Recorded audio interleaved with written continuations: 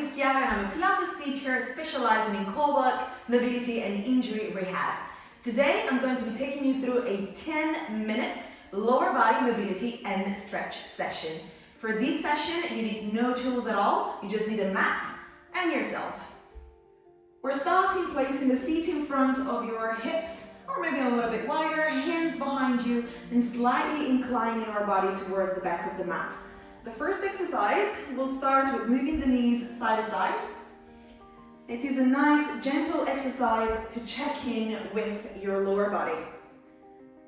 You want to ask yourself two questions. Question number one, are my hips tight? You can recognize if your hips are tight. Sometimes if they're a bit crunchy, if they crack and click every time you move your knees side to side. Or maybe if your knees cannot touch the floor, they stay slightly lifted. Then, question number two, am I relaxed? If you feel like you're not relaxed, you might want to take the time for a couple of very, very deep breaths, as you want this section of your workout to be a very mindful section of your workout. When we stretch, we need to be aware of where we are, and we need to be present in the moment to avoid injuries. Now guys, stay on one side, one knee forward, one knee back. Try and flex both feet. You place your hands around your knee and you press your chest down towards the floor. We're going to keep it going. We get to the opposite side and we do exactly the same again. We call these a pretzel position, so every time you hear me calling this position pretzel, you know why. It's not made up. We actually call it like this in Pilates. It's got a delicious name, not gonna lie. Side to side, as you do this exercise, if your glutes are tight or have just been through the session, you might feel a little bit of stretch going through muscles close to the knee, definitely in the glute, and especially when you go down, you should be feeling a nice little stretch in the glute. Should you feel like this is too easy for you, you can make it a little bit deeper by getting into the starting position, but then extending the back leg. So this then turns into a pigeon from the pretzel that it was. Now giving you my back for a second, apologies. And again, hands around that knee. And then you re-bend your knees into a pretzel to then get into your pigeon. And we keep moving this way. We're going to keep it nice and dynamic to start with, so that if you took a break after your workout, or if you're doing this section without having done a workout before, then your body has a chance to warm up. In a second, we're going to get to static stretches so you can relax even more.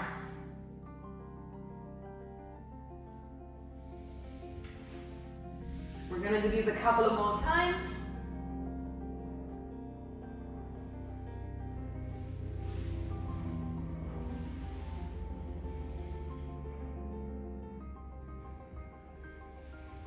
And with the last one, we're going to stay into your pigeon.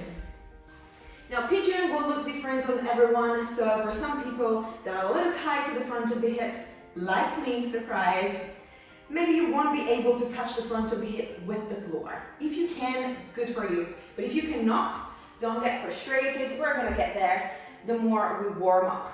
Your foot wants to be flexed to protect your knee.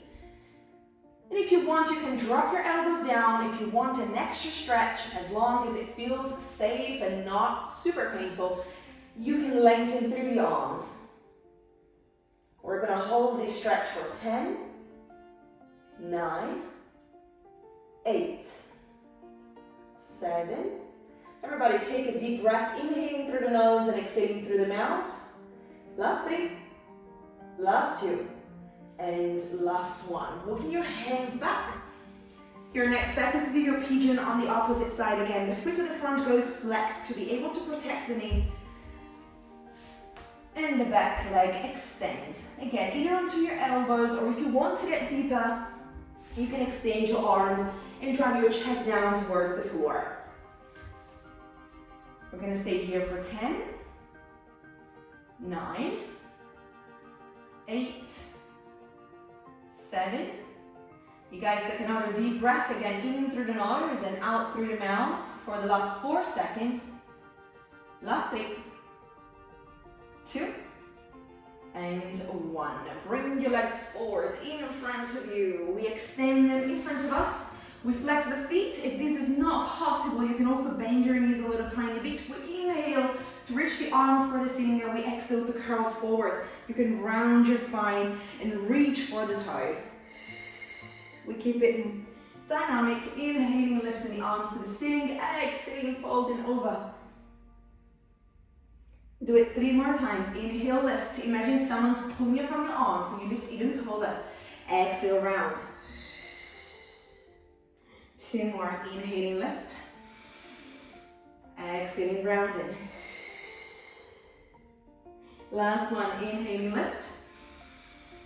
And exhaling, rounding, holding for 10 seconds. If you can grab your toes, good. Otherwise, your ankles or calves are also good. Just want to make sure that you've got your feet flexed. If they can't stay flexed by themselves, you can use a wall. Place your heels against it, and the wall will hold your feet into that nice, beautiful L-shaped position. We're staying here for 10 again. 9 seconds. 8, 7, 6, 5, 4, 3, 2, and 1. Rolling all the way back up. We make sure we've got space behind us. We bend one knee and we bring it down with us. In the meantime, the opposite leg is extended. First step, we pull the knee up and gently to the side so we can stretch the inner thigh. Second step, opposite hand goes over the knee and we stretch the lower back. Bringing the knee across. Click, click, click. If you hear some cracks and clicks, they come from my lower back.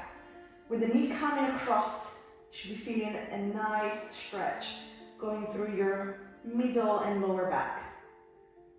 You try and focus on twisting your head the opposite way around and pressing shoulder and back of the arm down on the floor. And again, we hold it for 10, 9, 8, 7, last 6. Again, at 5, you want to do a deep breath, inhaling through the nose, exhaling through the mouth. And as you bring it back to center, that same foot that's towards you will go on top of the opposite knee. This is called a figure 4 stretching because it resembles the number 4. Foot on top of the knee is flexed and it's always going to be flexed. This is an important note for you to just pin there in your brain. If the foot is flexed, the knee is protected from strain. Hands behind the opposite knee.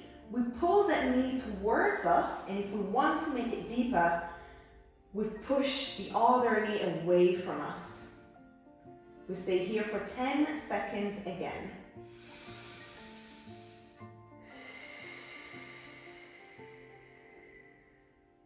Five more. There's still time for another deep breath. Last 4, last 3, last 2, and 1. Extending that top leg down on the floor. We do exactly the same transition on the opposite side. We pull the knee in first and then slightly out towards the shoulder, stretching the inner thigh. Then opposite hand goes around the knee as you extend the arm down on the floor. Bringing that knee across. Don't get scared if your spine cracks or clicks. All natural. These are just little bubbles of gas popping in between the vertebrae.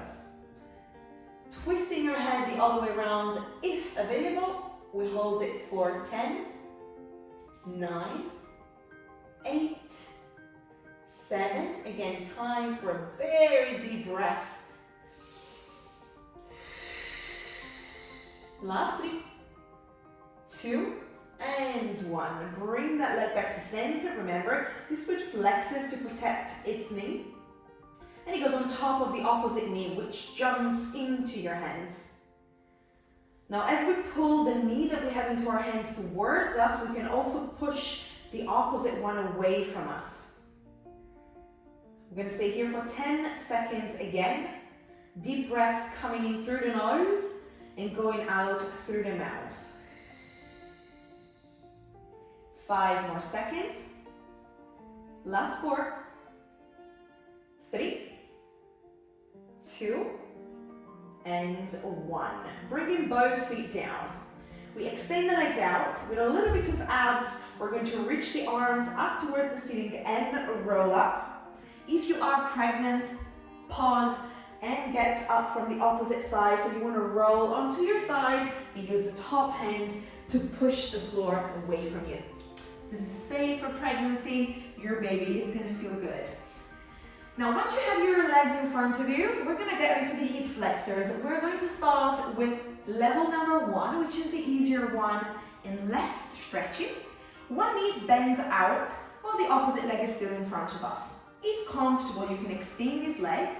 And if you're quite tight at the front of the hips, you're going to feel the stretching already. If it's available, flex this foot. And if you want to take it deeper, you can also get your elbows down. This is step number 2. Whenever you feel like the next step is too much for you, stick to the previous one. If this is not enough, you can also take yourselves all the way down to the floor. Whatever step you decided to go for, we're going to try and relax into this position again for about 15 seconds this time.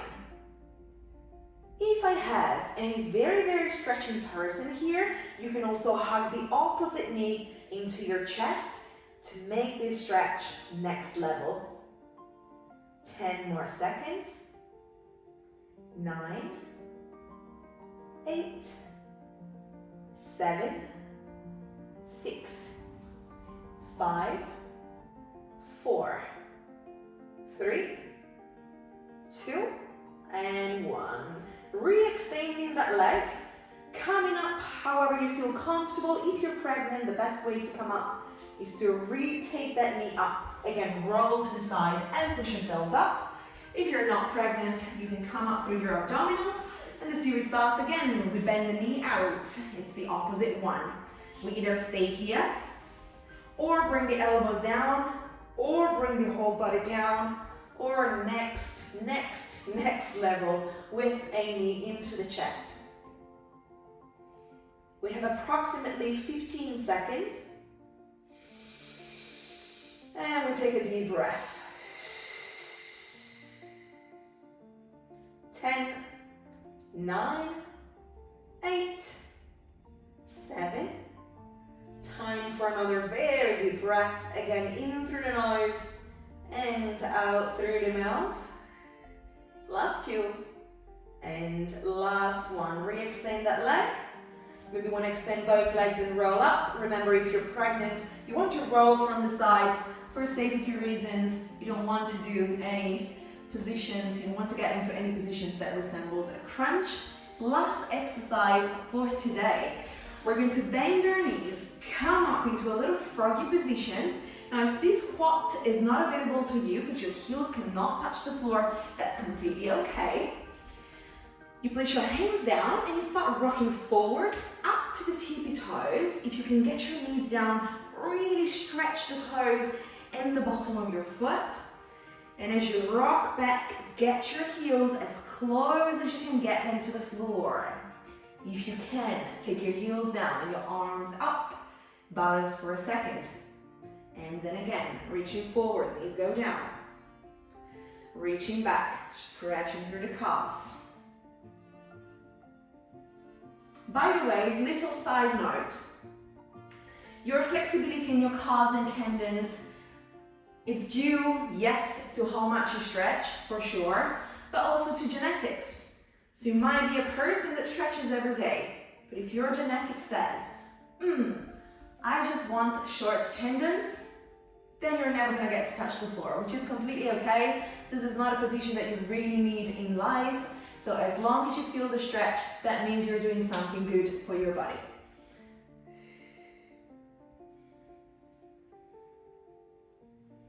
We're going to go for 2 more. Last one. With your hands down on the floor, let's try and extend our legs, getting onto our tippy toes. Soften the knees to be able to place your heels down and hang there for a second. Just gonna decompress the upper body for a couple of seconds before we roll up. Place your hands behind your head, interlinking your fingers so they can weight onto your skull and pull you down. We take a very deep breath into this position, inhaling through the nose and exhaling through the mouth.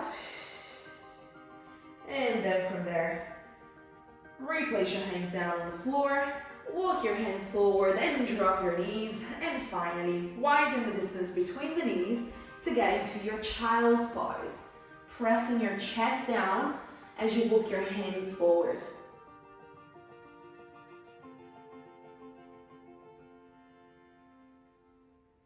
We roll all the way back up and drag your shoulders down. Your 10 minutes lower body mobility and stretch section has come to an end. I hope you enjoyed it. Remember that you can do this section 2 times if you want a longer one. You can also hit the pause button if you want longer stretches, which is absolutely recommended if you've got the time on your hands. And I will see you in the next workout.